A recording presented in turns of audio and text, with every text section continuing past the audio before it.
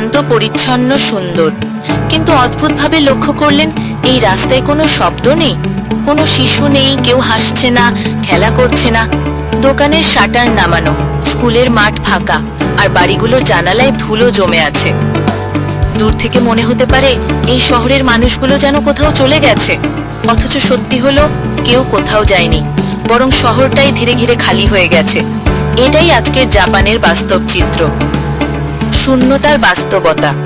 দূর থেকে মনে হতে পারে এই শহরের মানুষগুলো যেন কোথাও চলে গেছে, অথচ সত্যি হলো কেউ কোথাও যায়নি, বরং শহরটাই ধীরে ধীরে খালি হয়ে গেছে। এটাই আজকের জাপানের বাস্তব চিত্র। আধুনিকতার সংকট। একটি উন্নত, ধনী, প্রযুক্তিতে অগ্রগামী দেশ, যেখানে জন্ম নিচ্ছে না নতুন মানুষ, যেখানে মানুষ বৃদ্ধ হচ্ছে আগের চেয়ে বেশি গতিতে, আর সেখানে পুরো গ্রাম শহর ধীরে ধীরে রূপ নিচ্ছে এক একটি ভুতুড়ে নগরে। ঐতিহাসিক প্রেক্ষাপট ও সতর্কতা।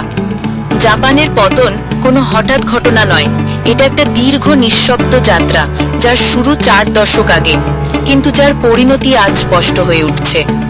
এই গল্প শুধু জাপানের নয়, এটা এশিয়ার ভবিষ্যৎ, ইউরোপের ভবিষ্যৎ, এমনকি বাংলাদেশের ভবিষ্যতের জন্যও একটি অমূল্য শিক্ষা। পরিসংখ্যান ও জন্মহারের পতন। আধুনিক জাপানের সবচেয়ে বড় সংকট। 2025-এর নভেম্বর পর্যন্ত পাওয়া তথ্য অনুযায়ী জাপানের জনসংখ্যা পতন এখন জাতীয় জরুরি অবস্থা হিসেবে বিবেচিত হচ্ছে। 2024 সালে জাপানে জন্ম নেওয়া শিশুর সংখ্যা নেমে আসে প্রায় 7,20,000-এ, যা দ্বিতীয় বিশ্বযুদ্ধের পর সর্বনিম্ন। একসময় এই দেশ বছরে 20 লাখেরও বেশি শিশুর জন্ম দেখত। ভাবুন তো, 20 লাখ থেকে 7 লাখ, প্রায় 3 গুণ কম। আরো ভয়ানক হলো জন্মহারের হার। জাপানে নারীর সন্তান নেওয়ার গড় হার এখন 1.2-এর নিচে, যেখানে একটি জনসংখ্যা স্থিতিশীল রাখতে প্রয়োজন 2.1। অর্থাৎ জাপান এমন গতিতে কমছে যে শুধু জন্মহার দিয়ে আর জনসংখ্যা প্রতিস্থাপন সম্ভব নয়। জাপানি শিশুর জন্ম কমছে কেন? কিন্তু প্রশ্ন হলো, জাপানি শিশুর জন্ম কমছে কেন? এর উত্তর খুঁজলে যে বাস্তবতা সামনে আসে তা কঠিন, কষ্টদায়ক এবং একই সাথে ভবিষ্যতের সতর্কবার্তা। কর্মজীবন ও সামাজিক পরিবর্তন। কাজ, জীবন আর সম্পর্ক সবকিছু বদলে গেছে। জাপানের সমাজ অত্যন্ত কর্মঘন। এখানে চাকরি মানে শুধু চাকরি নয়, একটি প্রায় লাভলেস ম্যারেজ।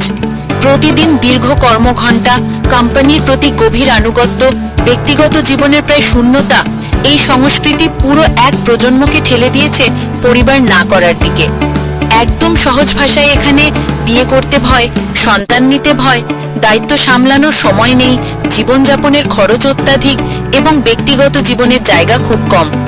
অনেক তরুণ তরুণী বলছে সন্তান নেওয়া মানে নিজের জীবন হারানো। এই অনুভূতি ক্রমেই সামাজিক মানসিকতায় পরিণত হয়েছে।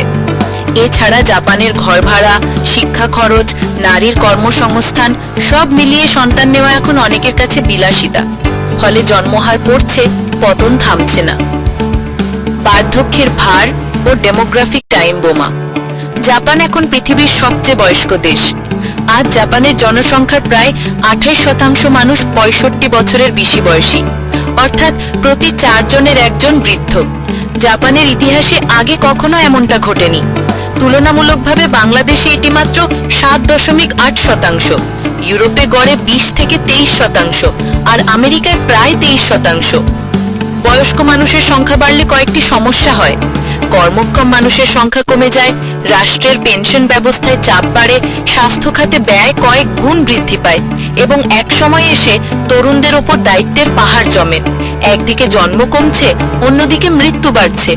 এটা একসাথে ঘটলে দেশ স্বাভাবিকভাবে চলতে পারে না। এই পরিস্থিতিকে জাপানি বিশেষজ্ঞরা বলছেন ডেমোগ্রাফিক টাইম বোমা। ভুতুড়ে শহর বা আকিয়া। ভুতুড়ে শহরের জন্ম। জাপানে আজ হাজার হাজার গ্রাম ও ছোট শহর জনশূন্য হয়ে পড়ছে। এই শহরগুলোর নাম এখন আকিয়া, মানে ফাঁকা বাড়ি। কোথাও 40% বাড়ি খালি, কোথাও স্কুল বন্ধ হয়ে গেছে, এমনকি অনেক জায়গায় বাস স্টপেও আর কেউ ওঠানামা করে না। এমনকি সরকার অনেক জায়গায় ঘোষণা দিয়েছে, আপনি চাইলে আমাদের খালি বাড়ি বিনামূল্যে নিতে পারেন, শুধু এসে থাকুন। তবুও মানুষ যাচ্ছে না, কারণ কাজ নেই, লোক নেই, ভবিষ্যৎ নেই। ভাবুন তো, একসময় যেখানে শিশুরা মাঠে খেলতো, এখন সেখানে ঘাস বড় হচ্ছে বাধাহীনভাবে। যে শহরে উৎসব হতো এখন সেখানে শব্দও নেই। এটাই জাপানের ফোল্ডিং সোসাইটি, মানে নিজের ভিতর ভাঁজ হয়ে যাওয়ার সময়। Robot economy. রোবটের দেশ জাপান। কেন?